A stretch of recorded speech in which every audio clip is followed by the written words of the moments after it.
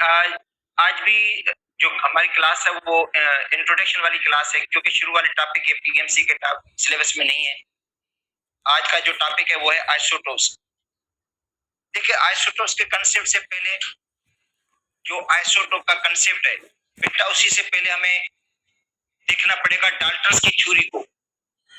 जो डाल्टन्स की थ्योरी थी, डाल्टन्स की थ्योरी के मुताबिक एक एलिमेंट के जितने भी एटम्स हैं, एक एलिमेंट के जितने भी एटम्स हैं उनके मासेस जो होते हैं वो एक जैसे होते हैं, प्रॉपर्टीज एक जैसी होती है, उनके मास एक जैसे होते हैं। डाल्टन्स की थ्योरी में ये बात, जितने भी एटम हैं उनके मासेस एक जैसे हैं, आइडेंटिकल मासेस हैं। मगर बाद में पता चला कि जो एक एलिमेंट के एटम्स हैं वो मासेस में एक जैसे नहीं है, उनके मासेस डिफरेंट है। और फिर उन एटम्स को नाम दिया गया आइसोटोप्स का। बेटा, उन एटम्स के लिए कौन सा टर्म इस्तेमाल किया गया? Isotopes, atoms of the same element. बेटा, atoms of the same element having same atomic number but different mass number.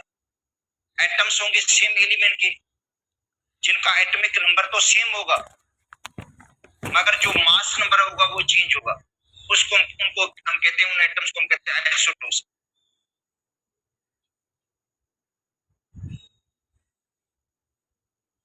Atoms of same element,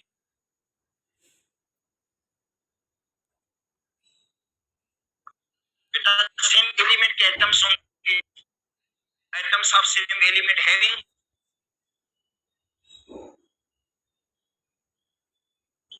same atomic number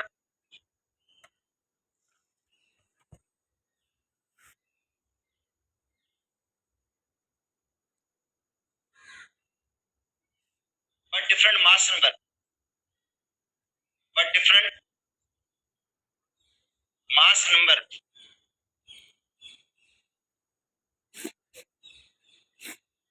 atomic number तो सेम होगा जबकि जो मास नंबर होगा वो different होगा। या दूसरे अल्फाज में हम कह सकते हैं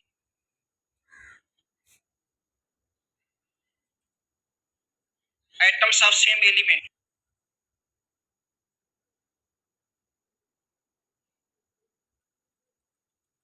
atoms of same element having same number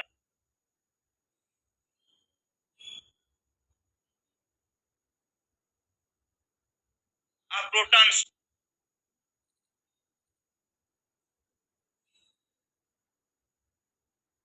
but different number of neutrons. Proton की तादाद तो सेम होगी जबकि न्यूट्रॉन की तादाद चेंज होगी। तो atoms of same element having same number of protons but different number of neutrons, different number of neutrons.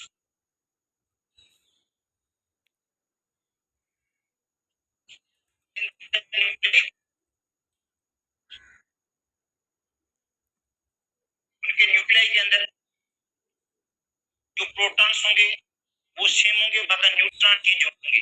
अब देखो, कार्बन के 3 आइसोटोप्स थे,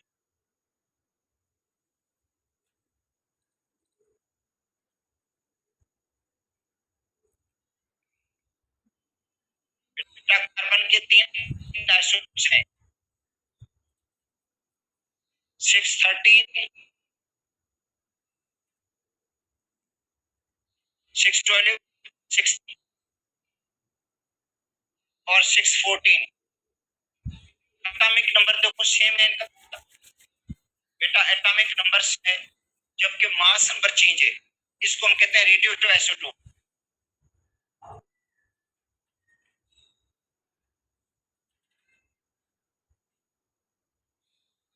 इसको कार्बन डेटिंग भी कहा जाता है। बेटा, इसको कार्बन डेटिंग भी कहते हैं। इंसेंट प्लेस की एज मालूम करने के लिए कार्बन 14 की तरह से मालूम होती है, इसको कार्बन डेटिंग भी कहते हैं 114 को। देखो, एटॉमिक नंबर सेम है और जो मास नंबर है वो उनकी चेंज है। Mass number 12, 13, 14। प्रोटॉन की तादाद एटॉमिक नंबर के बराबर होती है। बेटा, प्रोटॉन की तादाद एटॉमिक नंबर है, वो Z की वैल्यू है। प्रोटॉन इसके अंदर 6 है, प्रोटॉन इसके अंदर भी 6 होंगे और इसके अंदर न्यूट्रॉन होंगे। बेटा न्यूट्रॉन निकालते हैं mass number minus atomic number. Mass number देखो न्यूट्रॉन का फॉर्मूला होता है A minus Z, mass number minus atomic number. तो 12 में 6 माइनस करेंगे 6 और 13 है ये मास नंबर और एटॉमिक नंबर 6 है तो 7 हो जाएंगे और यहाँ पे 14 में से 6 माइनस करेंगे तो 8 हो जाएंगे। तो न्यूट्रॉन की तादाद देखो चेंज है, प्रोटॉन की तादाद सेम है और इलेक्ट्रॉन की तादाद भी सेम होगी। इलेक्ट्रॉन इसके अंदर भी 6 है, इसके अंदर भी इलेक्ट्रॉन 6 है, इसके अंदर भी इलेक्ट्रॉन 6 है।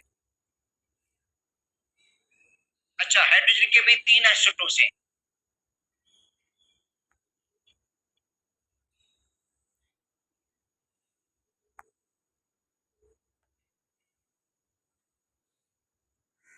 बेटा हाइड्रोजन के भी 3 आइसोटोप्स हैं। एक है 1H1 प्रोटियम, 1H2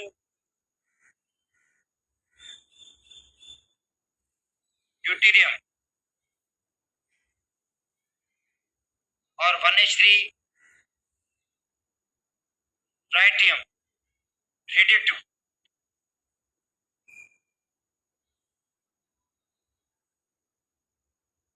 बेटा ये रेडिएटिव आइसोटोप है ट्राइटियम 1H3। इसके अंदर प्रोटॉन 1, इसके अंदर भी प्रोटॉन 1, इसके अंदर भी प्रोटॉन 1। अच्छा इसके अंदर न्यूट्रॉन निकलेगा 0, मास नंबर माइनस एटॉमिक नंबर।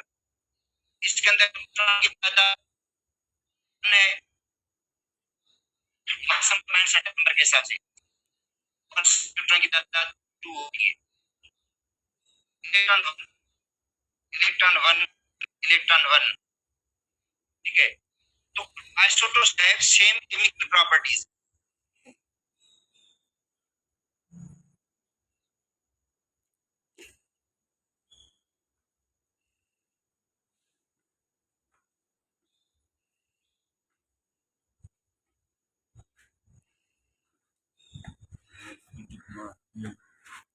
बेटा जो आइसोटोप्स हैं उनकी केमिकल प्रॉपर्टी सेम होंगी एंड सेम पोजीशन।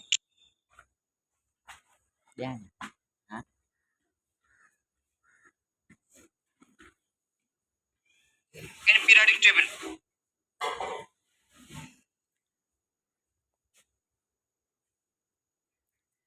और जो पीरियोडिक टेबल में इनकी पोजीशन होगी वो भी सेम होगी। जो बेटा पीरियोडिक टेबल के अंदर उसकी पोजीशन होती है प्रोटियम ड्यूटेरियम ट्राइटियम की या कार्बन 12 13 14 की वो सेम होगी, ठीक है। अच्छा अब उसके बाद बेटा कुछ एलिमेंट्स के आइसोटोप्स का जिक्र भी है इसमें कि भाई ऑक्सीजन के 3 आइसोटोप्स हैं, निकेल के 5 आइसोटोप्स हैं, कैल्शियम के 6 आइसोटोप्स हैं, कैडमियम के भी 6 हैं, ठीक है। और उसके बाद जो है टिन के जो है 11 आइसोटोप्स हैं। बेटा टिन के सबसे हाईएस्ट आइसोटोप्स है वो 11 है। वो बुक में लिखा हुआ थ्योरी में आप पढ़ लेना उधर से। बेटा बुक में जो थ्योरी लिखी हुई है उसमें लिखे हुए कि किसके कितने आइसोटोप्स हैं। अब आते हैं relative abundance of the isotope. अब इनका परसेंटेज क्या क्या होगा बेटा? इनका परसेंटेज देखो 99.98 तक है। इसका जो परसेंटेज है 0.0156 है। इसका परसेंटेज होता है 4 × 10⁻⁻16। तो बेटा ये पता चलता है relative abundance of the isotope कि किसका परसेंटेज कितना होगा। कार्बन 12 का परसेंटेज सबसे ज्यादा होता है और ये पता चलता है मास स्पेक्ट्रोमीटर से। तो बेटा रिलेटिव अबंडेंस ऑफ आइसोटोप, जो रिलेटिव अबंडेंस होती है उसकी का मतलब है किसका कितना परसेंटेज है, ये मास स्पेक्ट्रोमीटर से पता चलता है। देखो relative abundance of the isotope या आइसोटोप के जो मासेस हैं उनको अलग करना, उनको सेपरेट करना, ये भी मास स्पेक्ट्रोमीटर सेपरेट करता है। बेटा इनके आइसोटोप्स को जो सेपरेट करता है, अलग करता है, वो भी मास स्पेक्ट्रोमीटर है। तो मास स्पेक्ट्रोमीटर वो इंस्ट्रूमेंट है, देखो मास स्पेक्ट्रोमीटर वो इंस्ट्रूमेंट है जिसके जरिए आप रिलेटिव एटॉमिक मासेस आइसोटोप्स के निकाल सकते हैं। बेटा देखो मास स्पेक्ट्रोमीटर वो इंस्ट्रूमेंट है जिसके जरिए आप रिलेटिव एटॉमिक मासेस निकाल सकते हैं डिफरेंट आइसोटोप्स के। अब उसके अंदर क्या होता है, ये एलिमेंट को पहले वेपराइज किया जाता है, छोकरा आ गया था स्टोर पे, देखो पहले इसको वोलेटाइज करेंगे, पहले इसको हीट देंगे, वेपराइज में तब्दील करेंगे, वेपर्स में तब्दील करेंगे। अच्छा वेपर्स में तब्दील करने के बाद हाई इलेक्ट्रॉन की जो बीम्स होते हैं बेटा, हाई इलेक्ट्रॉन्स के बीम, हाई एनर्जी के जो इलेक्ट्रॉन्स हैं उनके जरिए उसी वेपर्स को आयनाइज किया जाता है, उस गैस को आयनाइज किया जाता है। इसका मतलब पहले एलिमेंट को गैस में तब्दील किया जाएगा। अगर किसी भी एलिमेंट के आइसोटोप्स आपको मालूम करने तो सबसे पहले इसको वेपर्स में तब्दील कर दो, वेपराइज कर दो, वेपराइज करने के बाद हाई इलेक्ट्रॉन की जो बीम्स हैं उनके जरिए इसको आप आयनाइज कर दो, आयंस बन जाएंगे, केटाइन बन जाएंगे, पॉजिटिव आयंस बनेंगे, ठीक है। और फिर उनके मास टू चार्ज रेशियो के जरिए वो अलग हो जाते हैं, मास टू चार्ज रेशियो, क्योंकि मासेस तो अलग अलग है इनके, प्रोटियम का मास, ड्यूटेरियम का मास, ट्राइटियम का मास अलग है, या कार्बन 12 13 14 का मास अलग है।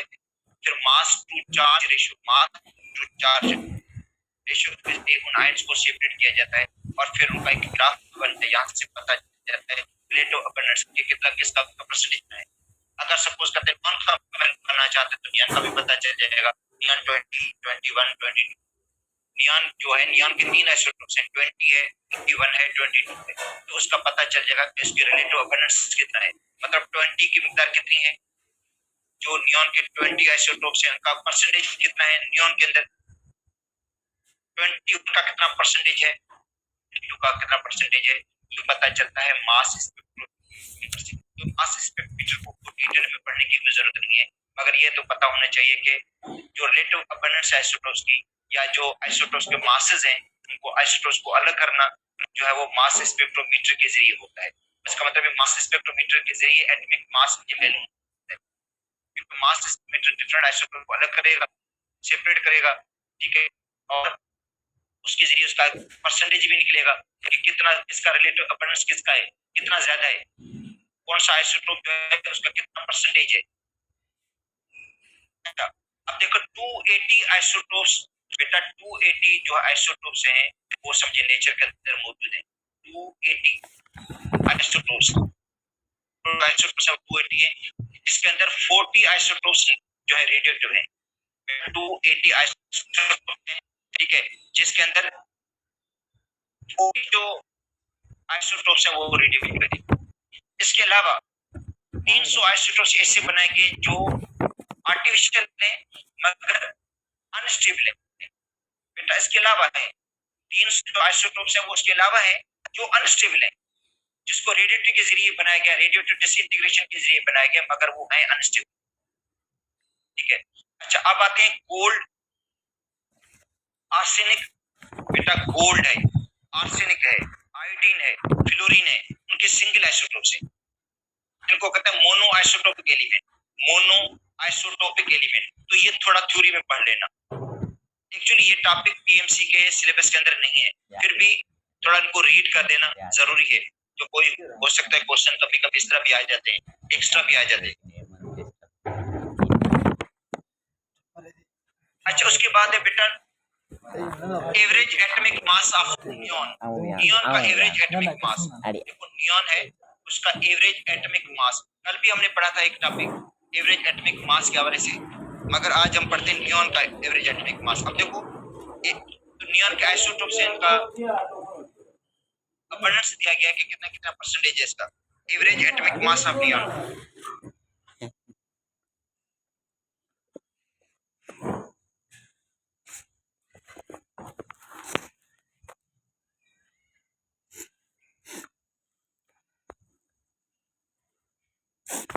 नियॉन के 3 आइसोटोप्स हैं, एक है 10, 20,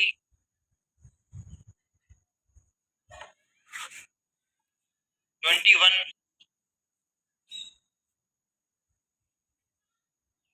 एक है 22। बेटा नियॉन के देखो 3 आइसोटोप्स हैं और इनका परसेंटेज इसका है 90। ला पैसा ले आएंगे, ले आओ ना 0.92 100 रुपया ले आना ना। और ये मास स्पेक्ट्रोमीटर के जरिए निकाले गए। बेटा इनके जो परसेंटेज है ये मास स्पेक्ट्रोमीटर के जरिए निकाले गए, ठीक है। और उसके बाद नियॉन का है 0.2621 का और 22 का है 8.82 परसेंटेज। अब आते हैं एवरेज एटॉमिक मास।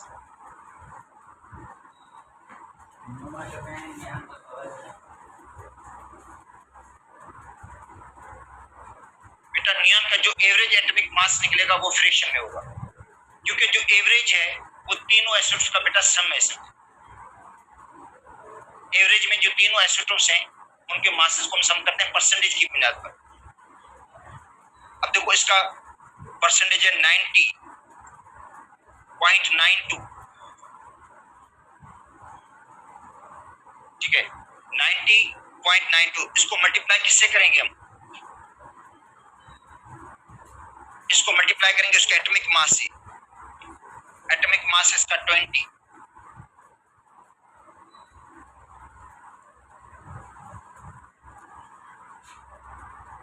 बेटा देखो नियॉन का एटॉमिक मास 20 है, इसका ये परसेंटेज है, प्लस नियॉन 21 का जो परसेंटेज है लगाया ना 0.26, इसको मल्टीप्लाई करेंगे 21 से, प्लस नियॉन 22 का जो परसेंटेज है वो 8.82 है, इसको मल्टीप्लाई करेंगे 22 से और डिवाइड करेंगे 100 से, क्योंकि टोटल जो आइसोटोप्स का होंगे उनका जो परसेंटेज होगा वो बेटा 100 है। अब इनका जो एवरेज निकलेगा, इनका बेटा जो एवरेज निकलेगा वो निकलेगा 20.18। जाहिर बात है इसके लिए कैलकुलेटर की भी जरूरत पड़ेगी, कैलकुलेशन की जरूरत पड़ेगी, तो इस टाइप का प्रॉब्लम पॉसिबल नहीं है कोई आ जाए। हाँ कोई इस तरह हो सकता है जिसकी कैलकुलेशन आसान हो, इजी हो, बहुत अलग बात है, बाकी इस तरह का बेटा प्रॉब्लम नहीं आ सकता वैसे। हाँ या आ सकता है कि भाई इसका एवरेज किसके क्लोज होगा। बेटा देखो इसका एवरेज क्लोज होगा 20 के, क्योंकि जो नियॉन 20 है इसका परसेंटेज ज्यादा है, इसलिए इनका जो एवरेज आएगा वो देखो 20 के ज्यादा क्लोज है। देखो 20.18 ज्यादा नियरेस्ट किसके है? जिसका हाईएस्ट परसेंटेज है, जैसे प्रोटियम, ड्यूटेरियम, ट्राइटियम। बेटा प्रोटियम, ड्यूटेरियम, ट्राइटियम उनका जो एवरेज निकलता है, इन तीनों का जो एवरेज निकलता है हाइड्रोजन का एटॉमिक मास वो 1.008 है।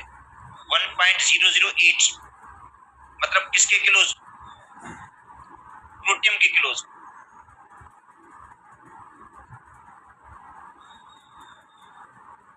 ठीक है।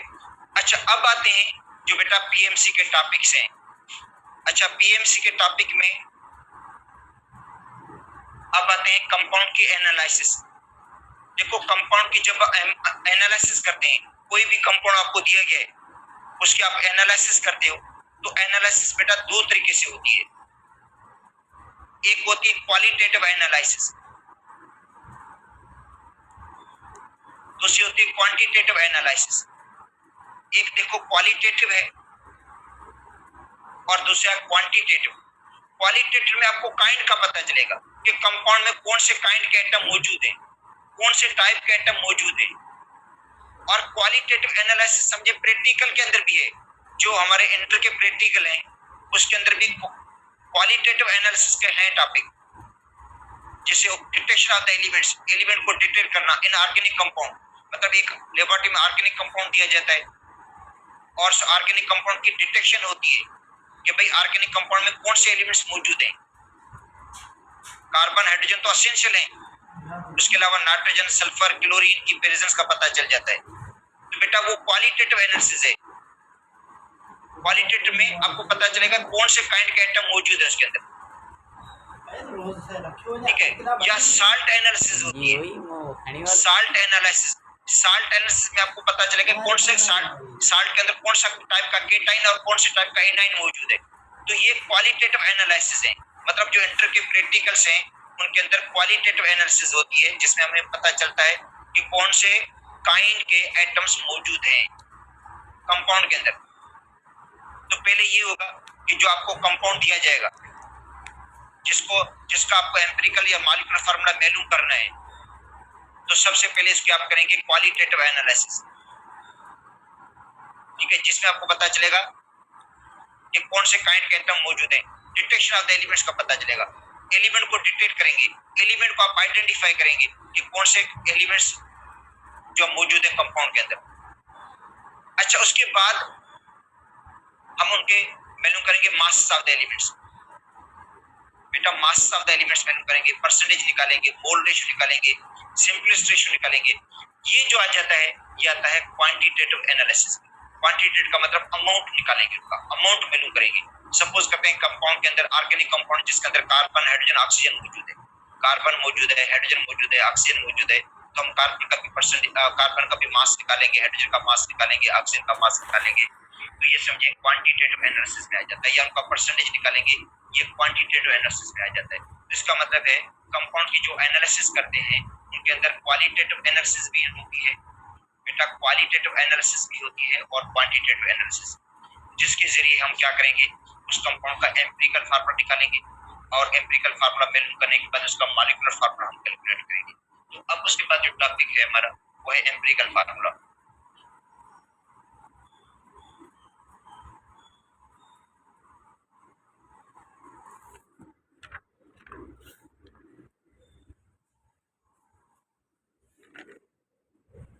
बेटा एम्पिरिकल फार्मूला डिफरेंट एक्सपेरिमेंट्स के रिजल्ट से निकलेगा।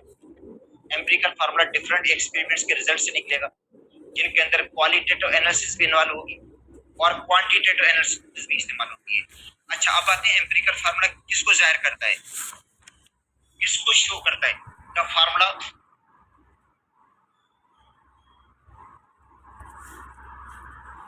Which shows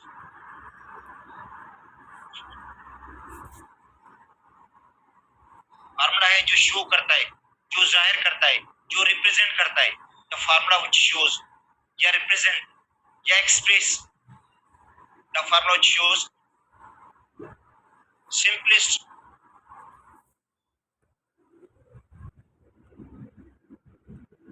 whole number ratio। बेटा फार्मूला है जो जाहिर करता है सिंपलेस्ट होल नंबर रेशियो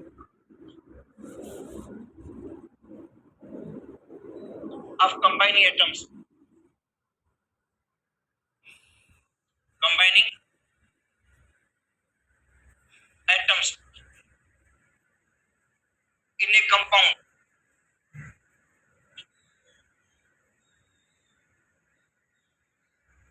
बेटा फार्मूला है जो जाहिर करता है, जो शो करता है, जो रिप्रेजेंट करता है simplest whole number ratio, simplest और whole number ratio of combining atoms in a compound.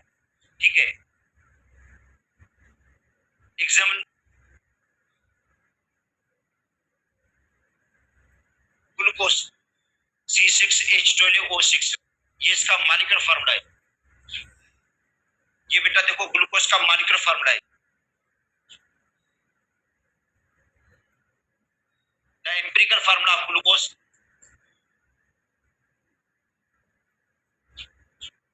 Is CH2O। बेटा ग्लूकोज का जो एम्पिरिकल फार्मूला होगा वो CH2O होगा, क्योंकि रेशियो को जाहिर करता है। बेटा जो ग्लूकोज का एम्पिरिकल फार्मूला है वो CH2O है। इसमें देखो स्मॉलेस्ट जो डिजिट है वो 6 है।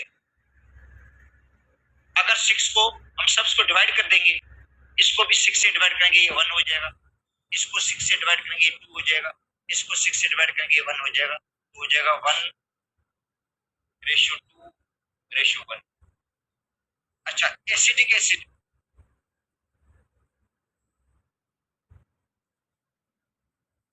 C2H4O2। बेटा एसिटिक एसिड होता है CH3COOH। जो एसिटिक एसिड है वो है CH3COOH। C2H4O2 हो जाएगा। बेटा एसिटिक एसिड का जो मॉलिक्यूलर फार्मूला होगा वो होगा C2H4O2। ठीक है, एम्पिरिकल फार्मूला क्या होगा एसिटिक एसिड का? वही हो जाएगा CH2। बेटा इसका भी एम्पिरिकल फार्मूला वही हो जाएगा। इसको 2 से डिवाइड कर दें, इसके अंदर छोटी डिजिट देखो स्मॉलेस्ट नंबर 2 है, इसको 2 से डिवाइड करेंगे ये 1 हो जाएगा, इसको 2 से डिवाइड करेंगे ये 2 हो जाएगा, इसको 2 से डिवाइड करेंगे ये 1 हो जाएगा। CH2 1:2:1। अगर दो कंपाउंड का एम्पिरिकल फार्मूला सेम है तो परसेंटेज कंपोजिशन भी सेम हो। Same empirical formula,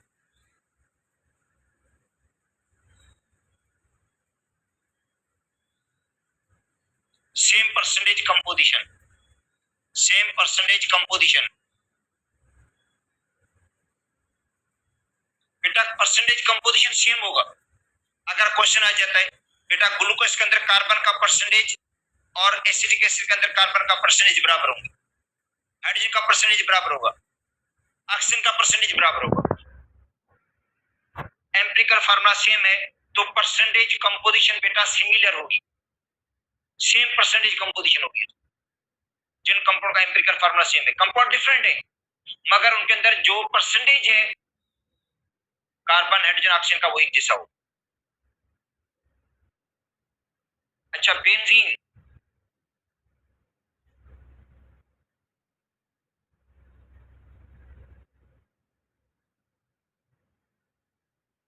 C6H6,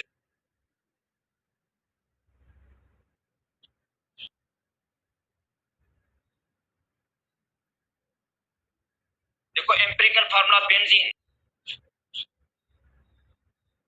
CH, बेटा बेंजीन का जो एम्पिरिकल फार्मूला वो CH है, इसको 6 से डिवाइड कर दें, इसको 6 से डिवाइड कर दें, CH हो जाएगा। इथाइन C2H2 है,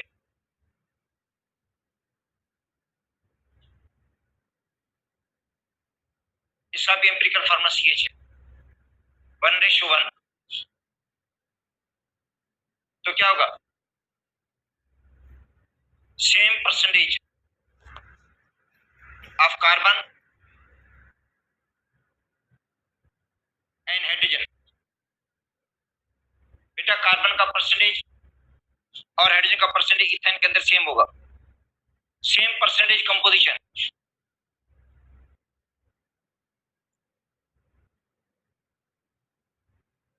जो परसेंटेज कंपोजिशन होगा वो सिमिलर होगा, बेटा सेम परसेंटेज कंपोजिशन होगा क्योंकि एम्पिरिकल फार्मूला सेम है इन कंपाउंड्स का।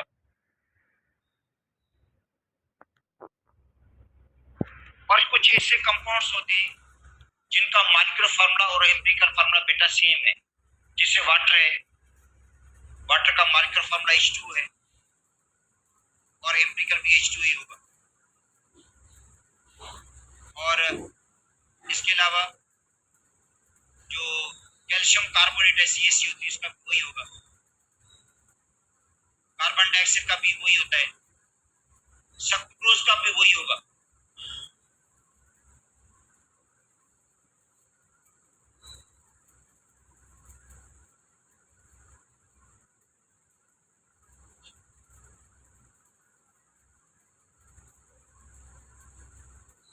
कुछ कंपाउंड्स हैं जिनका मॉलिक्यूलर फार्मूला और एम्पिरिकल फार्मूला सेम है, जैसे वाटर H2 है, इसका मॉलिक्यूलर फार्मूला भी वही है, एम्पिरिकल भी वही है। कार्बन डाइऑक्साइड है,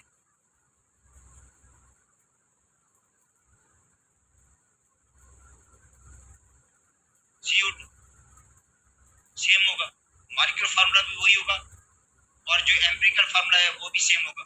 सक्रोज है,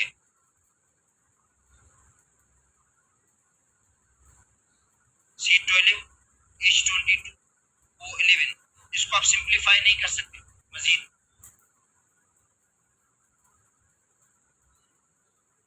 तो इनके जो मॉलिक्यूलर फार्मूला है और एम्पिरिकल फार्मूला बेटा सेम होंगे। अच्छा अब आते हैं determination of empirical formula, empirical formula को किस तरह हम डिटरमाइन करेंगे?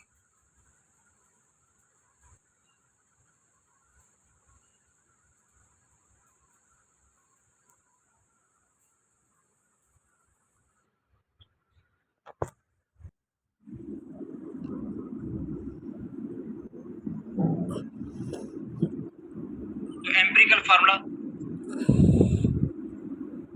Is determined,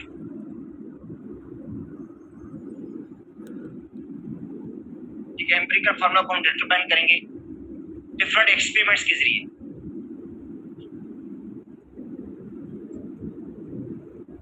by the result of different experiment.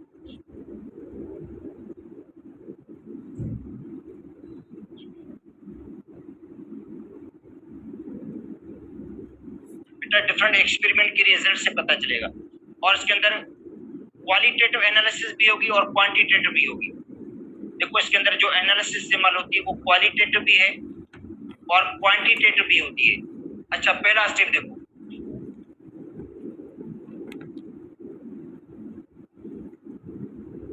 वो है डिटेक्शन ऑफ एलिमेंट्स।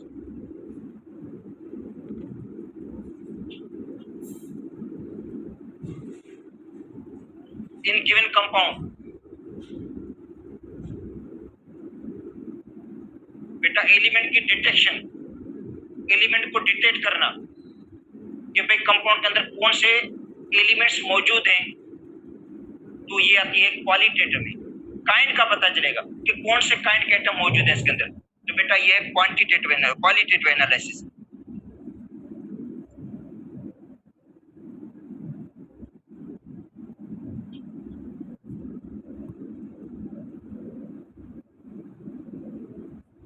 देखो क्वालिटेटिव एनालिसिस है ये,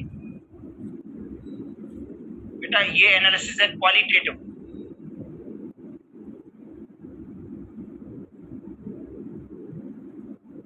उसके बाद है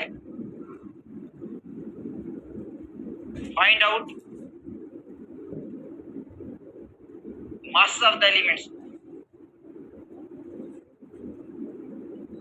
बेटा एलिमेंट के मास मालूम करना, जिन एलिमेंट का पता चला उनका अपने अमाउंट निकालना है, मास निकालना है, तो ये आता है क्वांटिटेटिव एनालिसिस में।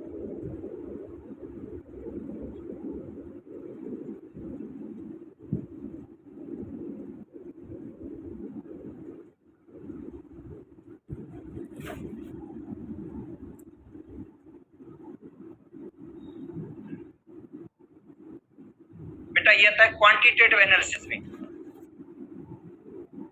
तो ये क्वांटिटेटिव एनालिसिस है जिसमें आपको क्वांटिटी का पता चलता है। अच्छा, जब आपने मास को कैलकुलेट कर दिया, उसके बाद निकालने के percentage,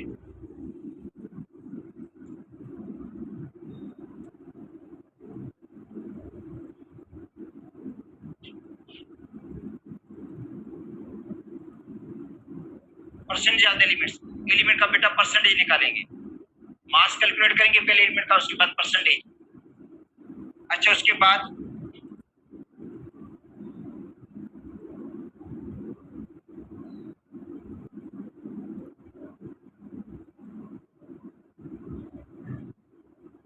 find out mole ratio, बेटा मोल रेशियो निकालेंगे, और मोल रेशियो के लिए फार्मूला होता है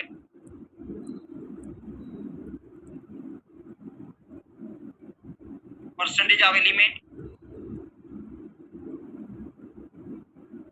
डिवाइड बाय एटॉमिक मास।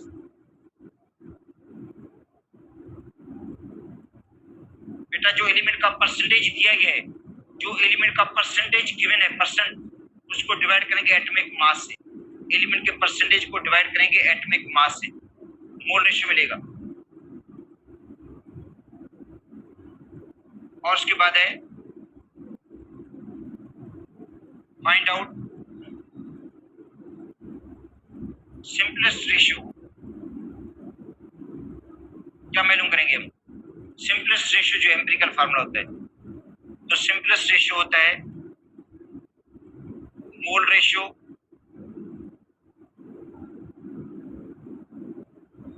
उसको डिवाइड करेंगे स्मॉलेस्ट मोल रेशियो से। या लोएस्ट मोल रेशियो से। बेटा जो सिंपलेस्ट रेशियो निकलता है वो है mole ratio divide by smallest mole ratio.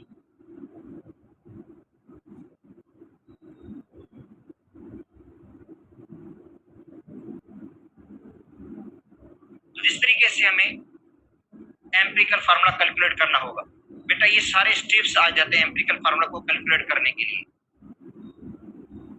ठीक है, अगर एम्पिरिकल फार्मूला किसी ऑर्गेनिक कंपाउंड का निकालते हैं, बेटा देखो एम्पिरिकल फार्मूला किसी आप ऑर्गेनिक कंपाउंड का निकालना चाहते हैं जिसके अंदर कार्बन, हाइड्रोजन, ऑक्सीजन मौजूद है, तो उसके अंदर होती है कंबशन एनालिसिस।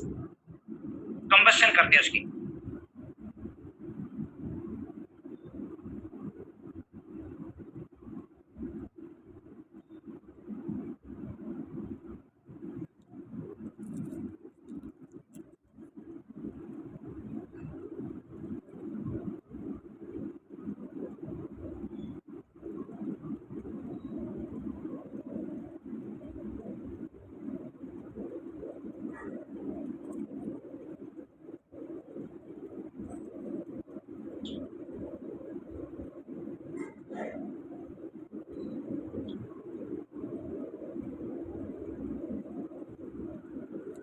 कंबशन एनालिसिस से बेटा एम्पिरिकल फार्मूला निकालेंगे ऑर्गेनिक कंपाउंड का।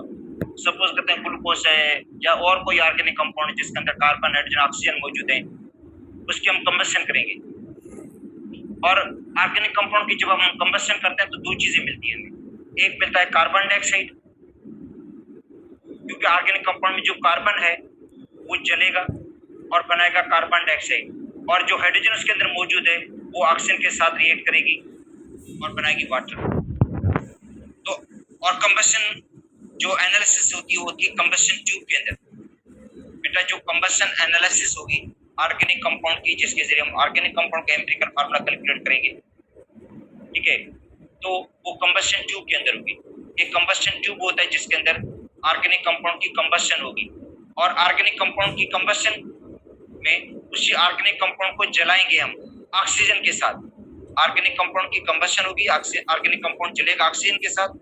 जब भी ऑर्गेनिक कंपाउंड की कंबशन होती है तो दो प्रोडक्ट्स बनते हैं, एक कार्बन डाइऑक्साइड, कार्बन जलकर कार्बन डाइऑक्साइड में तब्दील हो जाएगा, और जो हाइड्रोजन है वो ऑक्सीजन के साथ मिलकर वाटर बना लेगा। और कंबशन ट्यूब के अंदर बेटा कंबशन ट्यूब के अंदर दो और केमिकल इस्तेमाल होते हैं। देखो कंबशन ट्यूब के अंदर दो और कंपाउंड इस्तेमाल होते हैं। एक होता है मैग्नीशियम परक्लोरेट, मैग्नीशियम परक्लोरेट इस्तेमाल होता है बेटा MgClO4 जो वाटर को एब्जॉर्ब करता है। मैग्नीशियम परक्लोरेट वाटर को एब्जॉर्ब करेगा, क्योंकि ऑर्गेनिक कंपाउंड की कंबशन में जितना भी वाटर प्रोड्यूस हुआ है, ऑर्गेनिक कंपाउंड की कंबशन में जितना भी वाटर प्रोड्यूस हुआ है उस वाटर को एब्जॉर्ब करेगा MgClO4। मैग्नीशियम परक्लोरेट वो वाटर को एब्जॉर्ब करता है, और 50% पोटेशियम हाइड्रोक्साइड होता है। 50% पोटेशियम हाइड्रोक्साइड का सॉल्यूशन है जो एब्जॉर्ब करेगा कार्बन डाइऑक्साइड, वो कार्बन डाइऑक्साइड को एब्जॉर्ब कर लेगा और दोनों का वेट बढ़ जाएगा। बेटा दोनों का वजन बढ़ेगा, मैग्नीशियम परक्लोरेट का भी वजन बढ़ेगा, और मैग्नीशियम क्लोराइड के वजन में जितना इजाफा हो वो समझ जाए वाटर का वजन है, वो वाटर का वेट है, क्योंकि MgClO4 ने वाटर को एब्जॉर्ब करना है। बेटा MgClO4 वाटर को एब्जॉर्ब करेगा, ठीक है, और जो पोटेशियम हाइड्रोक्साइड का 50% सॉल्यूशन है वो कार्बन डाइऑक्साइड को एब्जॉर्ब करेगा, और दोनों का वेट बढ़ेगा, दोनों का वजन बढ़ जाएगा। और जितने इसके वजन में इजाफा हो, ठीक है, MgClO4 के वजन में वेट में जितना इजाफा हो समझे वाटर का वेट है, और पोटेशियम हाइड्रोक्साइड के वेट में जितना इजाफा हो वो समझे कार्बन डाइऑक्साइड का वेट है। तो उसी से पता चलेगा कि ऑर्गेनिक कंपाउंड की कंबशन के बाद कितना हमें कार्बन डाइऑक्साइड मिला और कितना वाटर मिला, और ऑर्गेनिक कंपाउंड की मतलब एम्पिरिकल फार्मूला मालूम हो जाएगा हमें। ऑर्गेनिक कंपाउंड का जो एम्पिरिकल फार्मूला है बेटा मालूम हो जाएगा हमें। ये तीन चीजें चाहिए, मतलब सबसे पहले ये कि जिस कंपाउंड की आप एनालिसिस कर रहे हैं पहले सबसे पहले वेट उसका निकालें। बेटा जिस कंपाउंड की आप एनालिसिस कर रहे हैं, सपोज करते हैं ग्लूकोज की आप एनालिसिस कर रहे हो, ग्लूकोज की आप कंबशन कर रहे हो, ठीक है, तो आपने क्या करना है, उस ऑर्गेनिक जो ऑर्गेनिक कंपाउंड का सैंपल है सबसे पहले उसका वेट निकालना है और वो वेट नोट करना है। अच्छा, उसको डालेंगे कंबस्शन ट्यूब के अंदर। कंबस्शन ट्यूब के अंदर उसकी कंबस्शन करेंगे ऑक्सीजन के साथ, वो ऑक्सीजन के साथ जलेगा। ऑक्सीजन के साथ जलने के बाद वो बनाएगा दो प्रोडक्ट्स, कार्बन डाइऑक्साइड और वाटर। उसी कंबस्शन ट्यूब के अंदर जो MgClO4 है मौजूद, वो क्या करता है, MgClO4 ये वाटर एब्जॉर्ब करेगा वाटर को, और पोटेशियम हाइड्रोक्साइड जो है वो एब्जॉर्ब करता है किसको, कार्बन डाइऑक्साइड।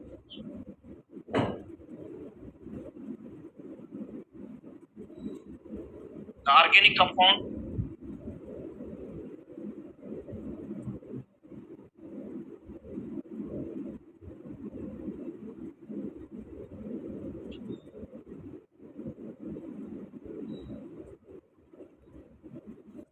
CH&O, बेटा ऑर्गेनिक कंपाउंड है जिसके अंदर कार्बन भी है, हाइड्रोजन भी है, ऑक्सीजन भी है। On complete combustion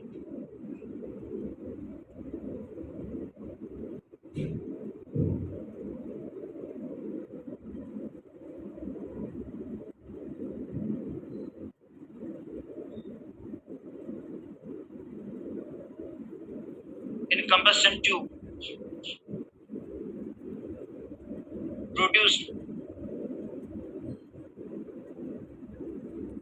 CO2 and H2।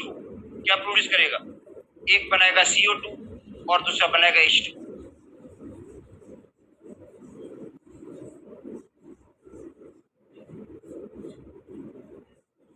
In combustion tube MgClO4 is used to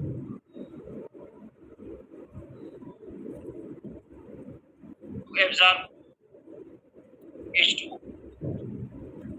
बेटा मैग्नीशियम पर क्लोरेट ये वाटर को एब्जॉर्ब करेगा। जो मैग्नीशियम पर क्लोरेट है ये वाटर को एब्जॉर्ब करता है।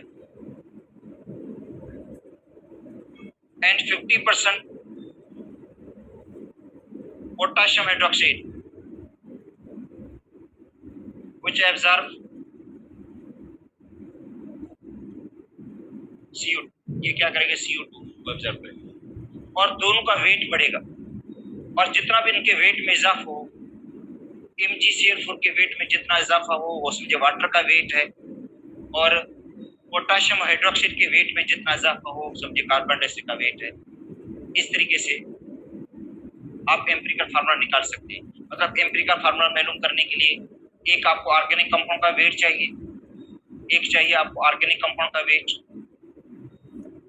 दूसरा चाहिए कार्बन डाइऑक्साइड का वेट, और तीसरा चाहिए वाटर का वेट। तो आप एम्पिरिकल फार्मूला निकाल सकते हैं। ठीक है, सपोज करते हैं एक डेटा आपको दी गई है, उसमें है मास ऑफ ऑर्गेनिक कंपाउंड। बेटा मास ऑफ ऑर्गेनिक कंपाउंड 4.84 ग्राम। बेटा ऑर्गेनिक कंपाउंड जिसका मास दिया गया आपको 4.84 ग्राम। 4.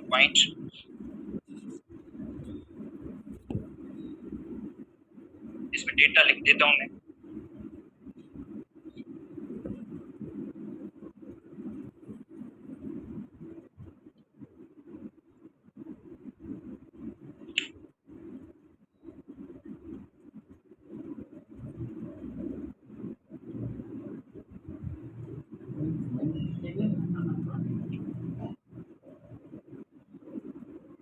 जीरो 0.54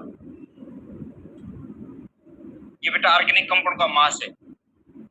ये ऑर्गेनिक कंपाउंड जिसका मास दिया गया आपको, और उसके बाद है mass of CO2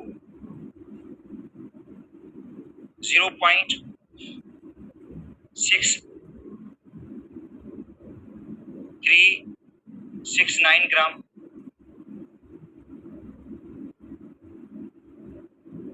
mass of H2 ये गिवन है आपको।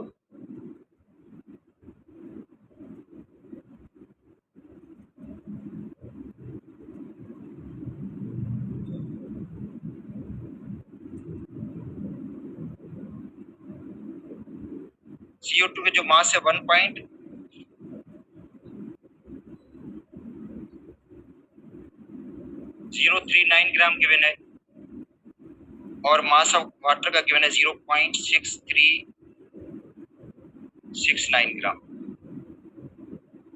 और आपको एम्पिरिकल फार्मूला निकालना है इसका।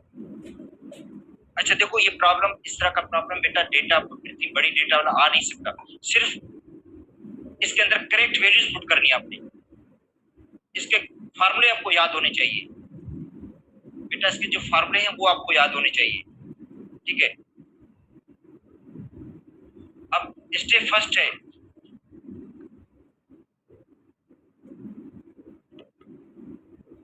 Find out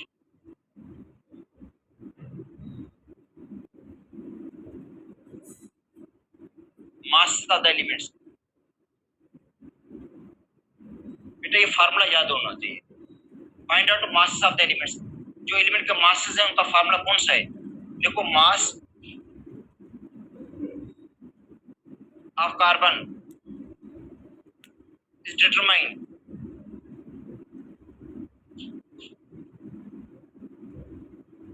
from mass of CO2। Carbon का मास आपको कार्बन डाइऑक्साइड से मिलेगा बेटा। कार्बन का जो मास है वो आपको मिलेगा कार्बन डाइऑक्साइड से। जो कार्बन का मास मिलेगा वो मिलेगा आपको कार्बन डाइऑक्साइड से। देखो, तो मास ऑफ कार्बन का फार्मूला याद हो आपको बस। तो मास ऑफ कार्बन का फार्मूला है 1 mole of carbon divide by 1 mole of CO2 into mass of carbon dioxide. बेटा ये फार्मूला इसका, ये याद कर लो। इसके अंदर करेक्ट वैल्यू पुट कर दो। 1 मोल ऑफ कार्बन 12 ग्राम। बेटा 1 मोल कार्बन का 12 ग्राम है। 1 मोल कार्बन डाइऑक्साइड का 44 ग्राम के बराबर होता है into mass of carbon dioxide data में गिवन है। मास ऑफ कार्बन डाइऑक्साइड आपको डेटा के अंदर गिवन ही होगा, वो पुट कर दो 1.039 ग्राम। 1.039 ग्राम 1.039 ग्राम बस, ठीक है। आंसर निकालने की कोई जरूरत नहीं है क्योंकि इसके लिए कैलकुलेटर चाहिए और टाइम लगेगा, ठीक है। तो कम से कम करेक्ट वैल्यूज अगर पुट करनी हो, वहां पे एक करेक्ट फार्मूला दिया गया, उसके अंदर करेक्ट वैल्यूज पुट करनी होंगी आपको। बस ये वैल्यूज पुट करनी है, जवाब इसका निकालने की जरूरत नहीं है। अच्छा, उसके बाद है mass of hydrogen.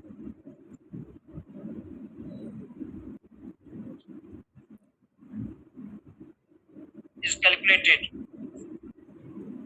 from mass of H2। बेटा जो कंपाउंड के अंदर हाइड्रोजन थी, कंपाउंड के अंदर जो हाइड्रोजन थी वो जलकर किस में तब्दील हो गई? वाटर के अंदर। जो कंपाउंड के अंदर हाइड्रोजन थी वो वाटर में तब्दील हो गई है। तो मास ऑफ हाइड्रोजन वाटर से कैलकुलेट करेंगे। तो मास ऑफ हाइड्रोजन कैलकुलेट करने का देखो फार्मूला, वो है 2 mole of hydrogen. 2 mole of hydrogen क्यों? क्योंकि वाटर में देखो हाइड्रोजन के 2 मोल है, हाइड्रोजन एटम के 2 मोल है बेटा। 2 mole of hydrogen atom, 2 mole of hydrogen atom, क्योंकि वाटर में हाइड्रोजन एटम के 2 मोल है, डिवाइड बाय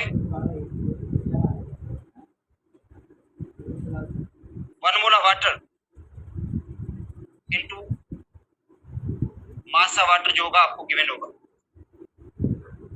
अब इसके अंदर करेक्ट वैल्यू पुट कर दो। 2 मोल ऑफ हाइड्रोजन 2 ग्राम के बराबर है बेटा। 2 मोल हाइड्रोजन 2 ग्राम के बराबर होंगे।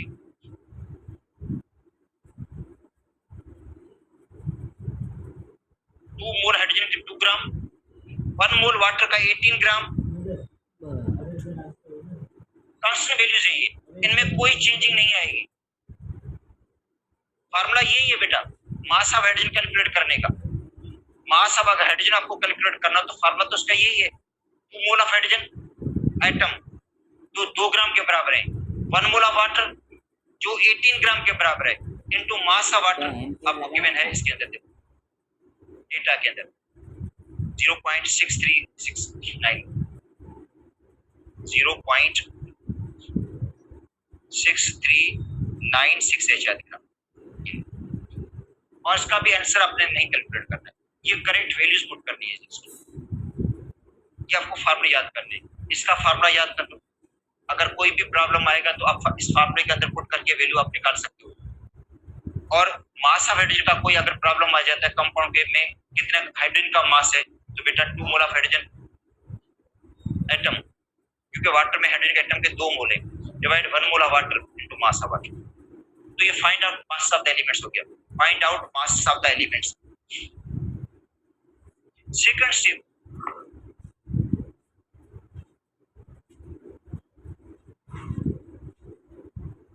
Find out percentage of the elements.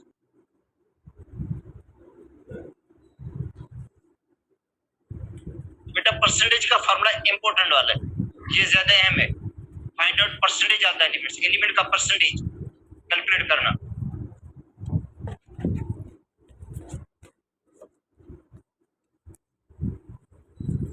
Percentage of element है मास ऑफ एलिमेंट